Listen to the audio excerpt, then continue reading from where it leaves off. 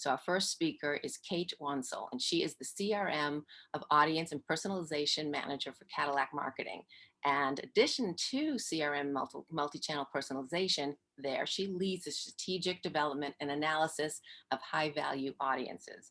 And before Cadillac, Kate was a leader in people-based marketing at GM. And prior to that, she worked on the other side of the fence for a number of years at various agencies. So welcome, Kate. Hi, Lisa. Hey. Thanks so much for having me. It's so nice to meet you. It's so nice to meet you. So I'm really glad you can do this. Steve was like very disappointed that he couldn't be here to meet you virtually. Wait, are you now? So where are you right now? I'm actually in Detroit, just outside of Okay. Detroit. So it would have been virtual. I didn't know if Yes. not sure who's in Deer Valley, who's not. So in Detroit, and I'm in California. So we were not two of the fortunate ones to get to experience all of that. I know. I'm bummed I'm missing all the I know, fun. I know, and it's so beautiful there. But anyway, I don't want to take up any more of your time. I'm going to leave it to you to get going, and I'll jump in at the end to we can get some questions for everyone. And everyone, remember, after Kate speaks, you can have any questions for her, so get them ready, and we'll be able to do that for you. So anyway, take it away, Kate. Okay, thanks. I'm going to share my screen here. Let me know if for some reason it's not working.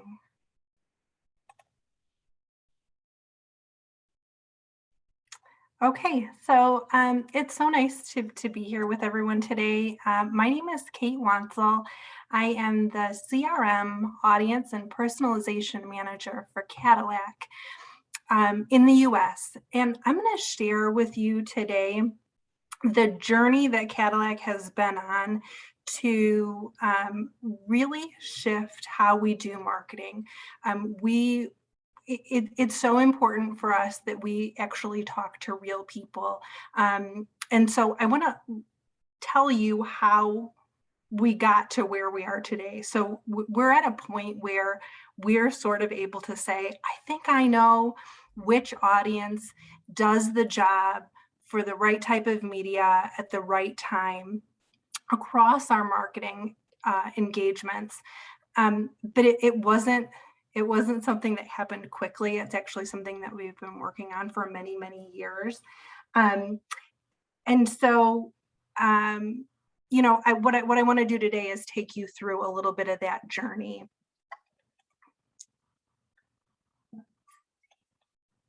There we go.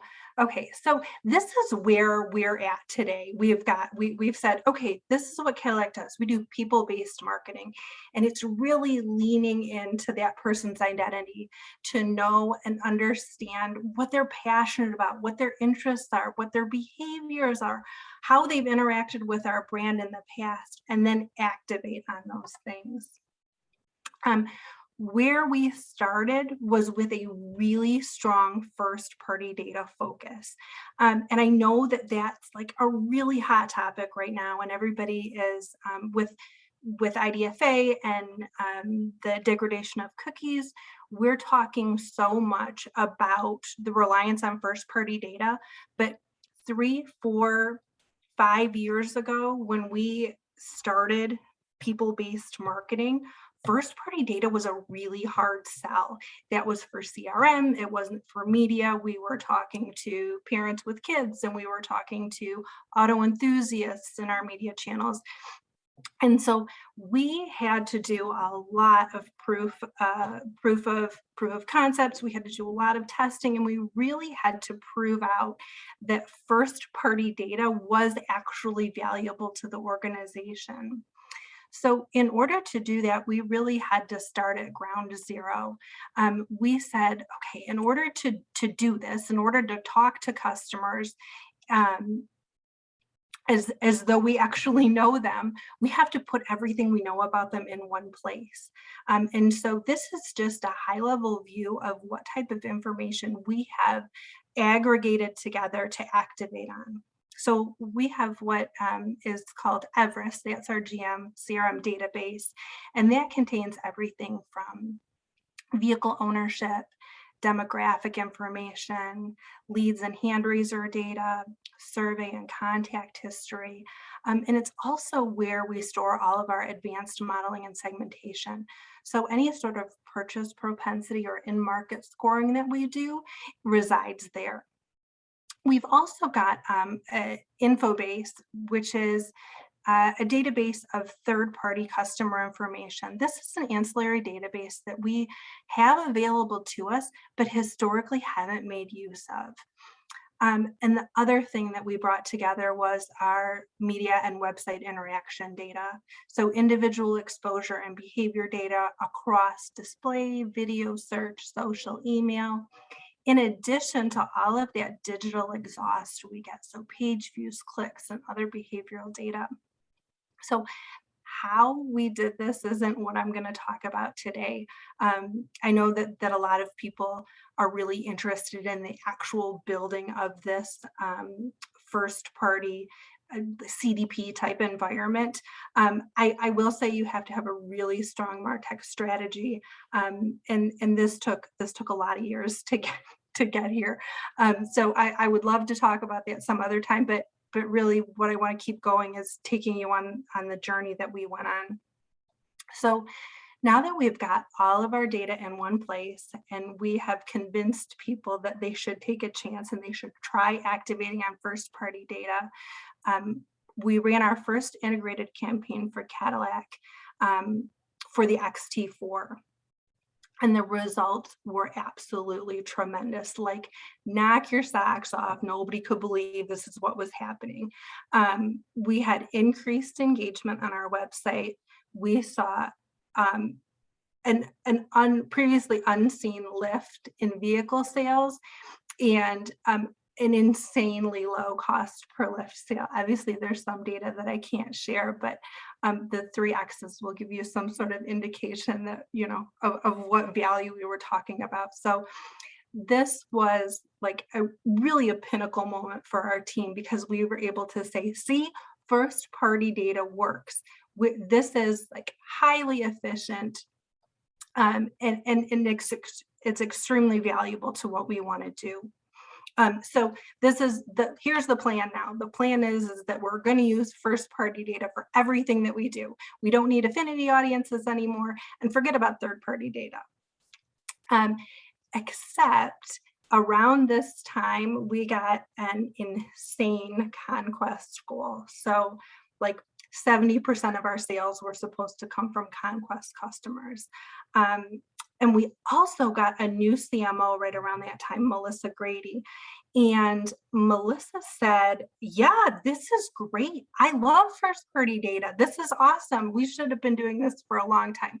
Keep going. Yeah, I totally buy into this. But you have to talk to people you don't already know. You have to expand your reach. You need third party data. And I'm not gonna lie, this was a little bit hard, because you know, for 2 or so years, we had been like saying first party data is all you need. We don't need to buy data anymore. And so it was sort of a hard pill to swallow. But once we actually started working with our third-party data provider, we figured out a way to actually use our first-party data to inform the audiences that we build. So this is a look at how that happens. We send our first-party data to M1, and M1 is a product provided by Merkle, who we partner with. And then from there, Merkle creates owner lifestyle attributes to create a lookalike model. From there, they create a one-to-one match, and that creates our high propensity audiences. You'll see probably further in the presentation where I refer to this as a HP, high propensity audience. And from there, they push these audiences to media partners for addressable activation. What this ends up looking like for us is an audience that is 19 times more likely, or 19 times higher propensity to purchase a Cadillac. So that process that I just talked you through, that went from 242 million US adults in the population down to about 124 million in our target demo.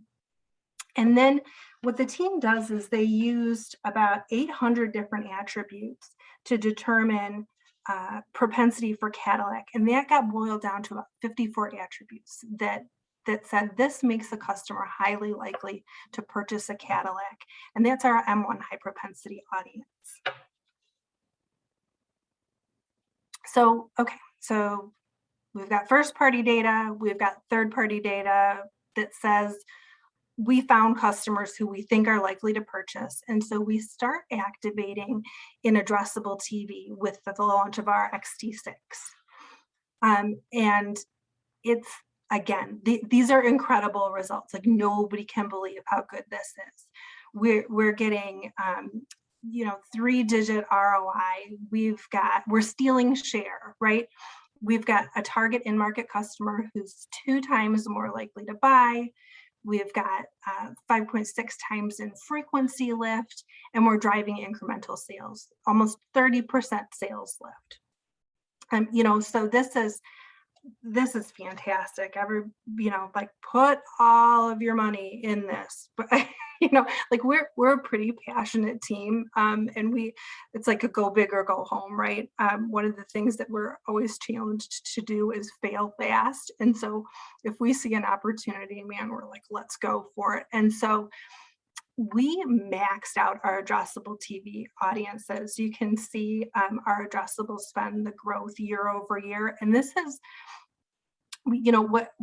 what I'm not showing here, but what I can tell you is that we can buy no more addressable TV. We have put every single dollar we can in addressable TV, and it's continuing to perform so well. So what do you do with that? You build a construct for how we go to market. All right, we've got first and third party data, and we are killing it, right? And so what we've done is we've flipped the funnel. We've said number one is our highest addressability audience. We're going to maximize one-to-one, and then we're going to slowly layer on varying levels of addressability. So OTT and connected TV, linear and programmatic, all the way up to these high profile sponsorships, sports tentpole events. So pretty much no addressability, but a lot of scale.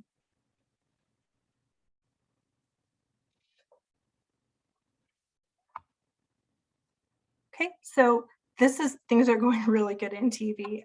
In the meantime, we're running these same audiences in digital. And so we're expecting the same sort of outcome, right? So our first and third party audiences are going to be the best, and slowly we'll fill in with affinity audiences. And when we started to talk about our Google audiences, our filler audience, that we didn't really need them, but they were going to fill in the gaps.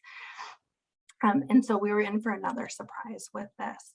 So these little bubbles on the right don't look like hardly anything in this presentation, but this was uproarious in our world, because what happened was Google, 71% of our audience was comprised of Google customers.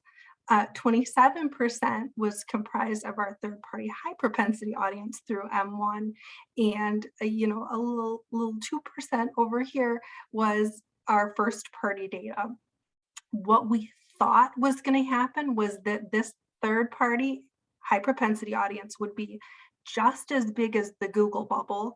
It would be on top of the Google bubble, and our first-party data would sort of fall on top of that too. And so we were expecting that we could say, we don't need Google anymore, right? Just like when we had first party data, we wanted to say we don't need third party data anymore. So there were a lot of learnings that came out of this. We exhaustively analyzed all of the segments that went into these different large buckets, and we came up with some high level learnings. So what we found out was Google does in fact expand reach. Their behavioral targeting reached consumers or other audiences didn't. Our Google and third-party high propensity audiences talked to pure conquest customers with no prior relationship to General Motors.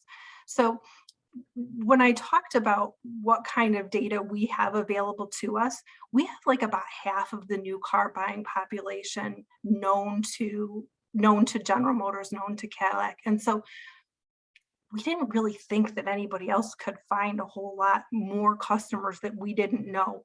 But lo and behold, Google and our high propensity affinity audiences did find new customers. The one thing that we did see that has been consistent through all of this is that the first party data has high sales yields. The audiences are more likely to buy with high sales yields and favorable cost, right? Like this is always our most effective and most efficient audience. And we also see that our first party audiences are the most engaged audiences. They're interacting with our digital properties at the highest rate. And directionally, we see that that integration correlates with sales. So when we